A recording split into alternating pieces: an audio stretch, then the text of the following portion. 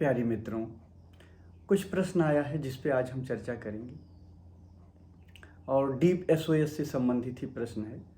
इसमें पहला प्रश्न है, डीप एसओएस ध्यान दोबारा समझाने की कृपा करें। सबसे पहले हमें अपने मन की आदत को समझना होगा। हमारे मन की आदत क्या है? हमारा मन 24 घंटा चलता रहता है, चाहे दिन हो रात हो, सोते जागते उठते बैठते। रात में आप देखो स्वप्न के रूप में चलता रहता है। दिन में अगर अपने मन को आप देखते हो तो दिन में आपका मन चलता रहता है। आप कोई ज़रूरत नहीं, आप रास्ते पे जा रहे हो, अभी मन को चलने की कोई ज़रूरत नहीं है, फिर भी मन चल रहा है, लगातार चल रहा है। तो हमारी 90% ऊर्जा ऐसे ही वेस्ट होती रहती है। आप रास्ते पे चले जा रहे हो, मन को चलने की कोई ज़रूरत नहीं, लेकिन मन चलता ही जा रहा है, चलता ही। क्या ज़रूरत है चलने की? जब काम नहीं है, कोई ज़रूरत नहीं, तो उस समय तो मन रुक जाना चाहिए ना। जब आप सोचो तो मन रुक जाना चाहिए। लेकिन जैसे मन को चलने की आदत इतने दिन से बनी हुई, जन्मों जन्मों से आप देखते हो, शुरू से लेके आप इसी जन्म में देखो तो शुरू से आज तक देखो तो मन को चलने की आदत बनी हुई है। तो जैसे मन को चलने की आदत बनती है, वैसे ही आपको देखने की आदत बन जाए। इधर मन को चलने की आदत बनी, इधर आपको सजग रहने की आदत बन जाए 24 घंटा। जब आप 24 घंटा सजग रहो, लगातार मन के प्रति सजग रह सकते हो, तभी मन रुक सकता है, नहीं तो मन रुकता नहीं। तो एक तरीके से मन भी आपका हेल्प करता है सजग रहने के लिए। तो डीप एसओएस क्या है कि जैसे मन अपने आप चलने लगता है, 24 घंटे चलता रहता है और थकता नहीं है, वैसे आपको भी 24 घंटे देखने की जब आदत बन जाए, आप पूरी तरीके से आप ऐसे कंडीशन में आ जाओ कि जब 24 घंटे अपने मन के प्रति सजग रहो, आप सजग रह सकते हो। बस वहीं से डीप एसओएस शुरू हो जाता है। अब डीप एसओएस में क्या है? डीप एसओएस में बहुत सरल है। आप देखते ही रहो कहते थे, फिर देखते थे, पर जब आप सदा सजग रहोगे मन के प्रति तो क्या होगा? देखते ही रहो कहना नहीं पड़ेगा, उसमें उतर जाओगी।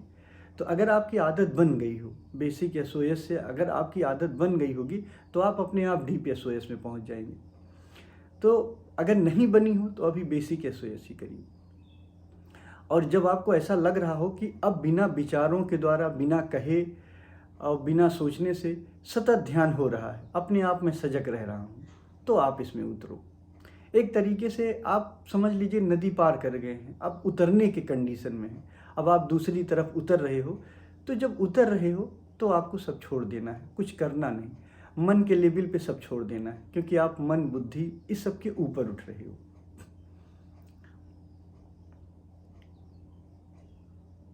और हाँ, दूसरा प्रश्न है, ये पुनीत जी ने लिखा है, अच्छा लगा इसलिए इसको ले रहे हैं। आज ध्यान के उपरांत अत्यंत आनंद का अनुभव हो रहा है। पिछली बार आपके सानिध्य में ध्यान के उपरांत ऐसा अनुभव हुआ था, जैसे मेरे सारे बंधन, जिसका मुझे पता भी नहीं था, वह सब टूट गया। आज फिर वैसा ही अनुभव बना हुआ है। पुनीत जी, आप स्पेस की तरह हैं, आकाश की तरह हैं। आपका कोई बंधन है ही नहीं है, जैसे आकाश का कोई बंधन नहीं होता है। आप आकाश को देखते हो ना, तो आकाश में बादल आते हैं और जाते हैं, पर आकाश तो वही रहता है। ऐसे हमारे भीतर विचार, भाव, ये सब आते और जाते हैं। मेरा कोई प्रभाव इस पर नहीं पड़ता, मैं इससे जुड़ता नहीं, मैं ये नहीं हूँ। जैसे आकाश में बादल बहुत से आते हैं जाते हैं, पर आकाश घटता बढ़ता नहीं है, आकाश पे कोई प्रभाव नहीं पड़ता है। ऐसे ही आप आकाश की तरह हो, आपके भीतर विचार भाव ये सब आते रहते हैं। आप आकाश ही हो, विचार भाव सब कुछ आते हैं, पर आप पे तनिक भी कोई प्रभाव नहीं पड़ता। आपका कोई बंधन है ही नहीं है। आपका दोष क्या होता है कि आप अपने को बंधन में मानते हो कि मैं बंधा हुआ हूँ। आपका कोई बंधन नहीं है, एक नित्यांत आकाश की तरह हो, पूरी तरीके से आकाश हो। विचार भाव ये सब आया और चला गया। जैसे मेरे सारे बंधन, जिसका मुझे पता भी नहीं है, वो सब टूट गए, टूटा ही हुआ है। जन्मों जन्मों के जितने भी आपके बंधन हैं, जो भी आपका बंधन है, वो आपका माना हुआ है, आपका पकड़ा हुआ है। आपका कोई बंधन हो ही नहीं सकता, आप बंध ही नहीं सकते हो। जब आप गहराई में जाओगे तो ये अत्यंत जो ये सुंदर अनुभव है, ये सदा बना रहेगा, और यही सच है।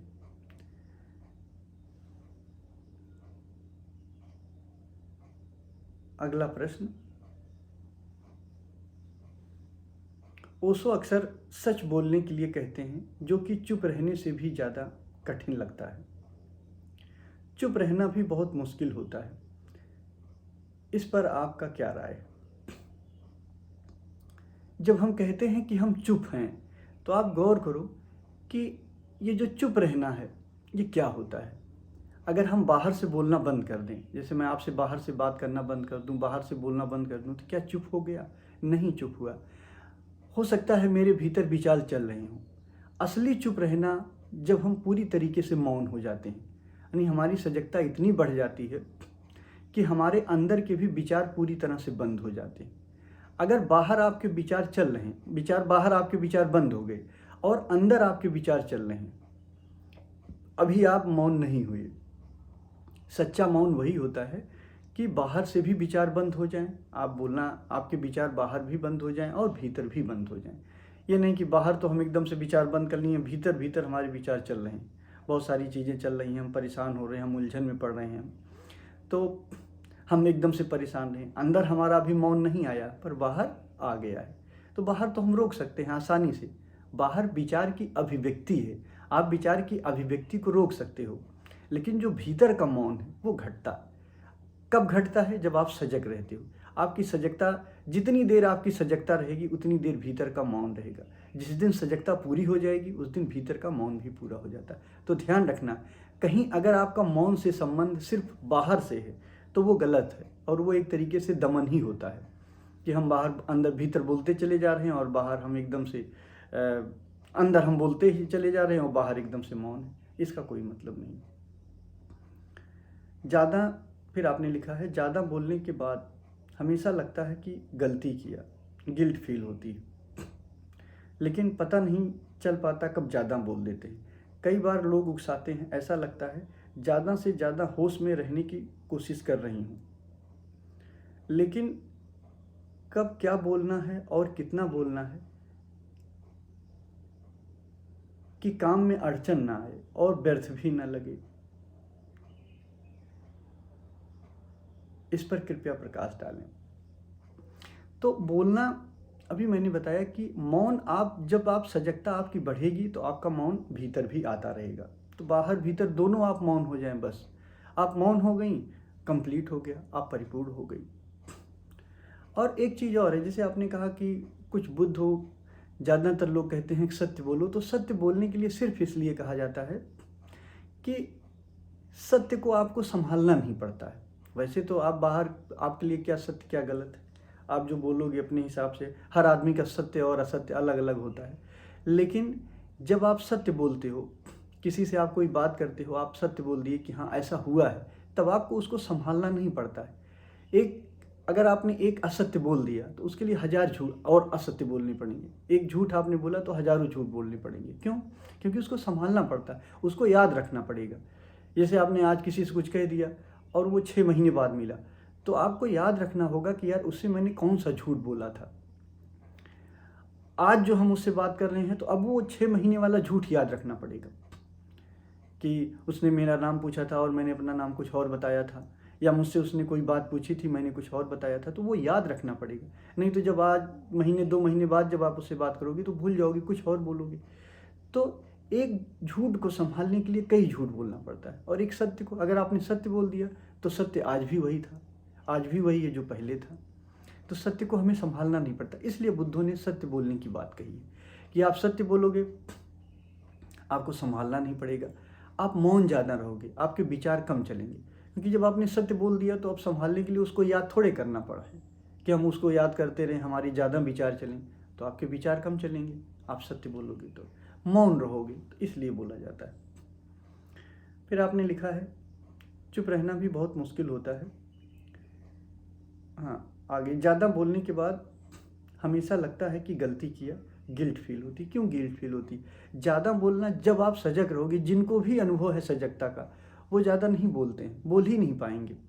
अगर आप, या तो आप होश में रहो या तो आप बोलोगे, व्यर्थ की बातें अपने आप चली जाएंगी। लेकिन पता नहीं चल पाता कब ज़्यादा बोल देती हैं, यही बेहोशी के कारण, क्योंकि होश का अभी अभाव है, अभी होश उतना नहीं है, तो आप कब बोल देती हैं ज़्यादा, इसका पता नहीं चल पाता। आप सजग रहेंगी तो आपको पता चलेगा। कई बार लोग उकसाते हैं, ऐसा लगता है ज़्यादा से ज़्यादा होश में रहने की कोशिश करती हैं, लेकिन कब क्या बोलना है और कितना बोलना है, काम में अड़चन ना आए और व्यर्थ भी न लगे, इस पर कृपया प्रकाश डालिए। कब कितना बोलना है, क्या बोलना है, इस पे मैं आपको नहीं कहूँगा, मैं आपको कोई नियम नहीं दूंगा कि आप कितना कम बोलिए या कितना ज़्यादा बोलिए। मैं सिर्फ एक बात आपसे कहूँगा, आप सजग रहिए। जो ऊर्जा बोलने में आपकी खर्च होती है वो सजगता में खर्च होगी। ध्यान रखना, जब आप बोलोगे तो सजग नहीं रह पाओगे। आप सजग रहोगे तो उतना ज़्यादा नहीं बोलोगे। ये नहीं कि आप सजग रहेंगे तो आप एकदम से बात ही नहीं कर पाओगे, बात करोगे पर उतना करोगे जितना ज़रूरत है, उससे ज़्यादा आप नहीं कर पाओगे। तो हमेशा ये ध्यान रखिए कि सजग रहिए और आप जो बोल रहे हो उसके प्रति आप सजग रहो, विचार के प्रति सजग रहो। तो कितने विचार निकल रहे हैं, कौन से भाव आ रहे हैं, जब हमारा देखना गहरा होता जाता है तो हमारा मौन अपने आप आता चला जाता है। तो बहुत आसान है, बस सजगता ही, आप सजग ही रहो। नहीं सजग रह पा रहे हो विचारों पे तो आप सांस को देखो, सांस चल रहा है अंदर बाहर, आपको पता चले। सांस के प्रति नहीं सजग हो रहे हो तो अपने शब्दों के प्रति सजग रहो। अगर आप बोल रहे हो, आपके शब्द कर्म के लेवल पे आ रहे हैं, अभिव्यक्ति के लेवल पे आ रहे हैं, आप बोल रहे हो, तो जब आप बोलोगे तो पहले आप अपने बोलने को देखोगे कि मैं क्या बोल रहा हूँ। फिर धीरे धीरे वो शब्द बंद हो जाएंगे। जो आपने मौन कहा, मौन जब गहरे में घटने लगेगा तो बाहर के तो शब्द बंद हो जाएंगे, भीतर शब्द चलते रहेंगे। तो जब भीतर शब्द चलेंगे तो आप उन शब्दों को देखोगे, फिर वहाँ भी खत्म हो जाएंगे। फिर धीरे धीरे आप स्वस्थ होने लगोगे, जिसको हम स्वास्थ्य कहते हैं, जिसको हम कहते हैं कि हम अपने करीब हैं। जैसे जैसे हमारे शब्द रुकते हैं, हम मौन में आते हैं, और एक तरीके से मौन भी हमें स्वयं तक पहुंचने में मदद करता है। सब एक दूसरे से जुड़े हैं। पहले थोड़ी सी आप कोशिश करो, एकदम से सजगता, आपका बोलना मौन एकदम से नहीं आएगा, तो पहले कोशिश करो बाहर के मौन को लाने का, कि आप ठीक है बाहर से कम बोलो, कोशिश करो जितनी ज़रूरत होगी उतनी बोलोगे। जब आप बाहर कम बोलोगे तो अब क्या होगा, अब गौर करो, बाहर कम बोले तो भीतर विचार चलने लगेंगे। जब भीतर विचार चलने लगेंगे, क्योंकि अब बाहर तो जा नहीं रहे, लेकिन अभी भीतर का मौन नहीं आया, तो आपको भीतर देखना है अपने। आप चल फिर रहे हो, उठते बैठते रहे, आप देखते ही रहो क्या चल रहा है, क्या चल रहा है। आपने देखा क्या चल रहा है, तो जैसे आप देखोगे क्या चल रहा है तो आप देखोगे बीच में भी आपके भीतर के भी विचारों में मौन मिलने लगेगा, गैप मिलने लगेगा। फिर आप देखते जाओगे क्या चल रहा, क्या चल रहा, क्या चल रहा। फिर धीरे धीरे आप देखोगे कि उस विचार में मौन मिला, फिर भाव में भी मौन लगने लगेगा।